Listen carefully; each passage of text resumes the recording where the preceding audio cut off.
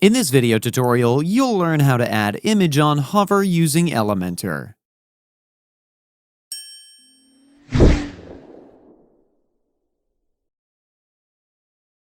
To do so, all you need to do is move to the page editor window. I'm already in the page editor, but if you need help editing a page with Elementor, then we have a video where you can learn that as well. I'll link it in the description below, or you can also click on the eye icon on the top right corner of your screen to view the video. Now, to begin with this video, first you need to add a section like this. Now, moving to the section settings, under the Style tab, you can set the background image from here.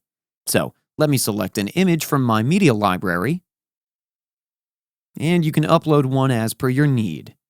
Image has been added here. Let me set the padding under the Advanced tab to display the complete image. You can make various image-related settings here, like you can set the position of the image using this option. You can set the size as well. Various settings are available over here.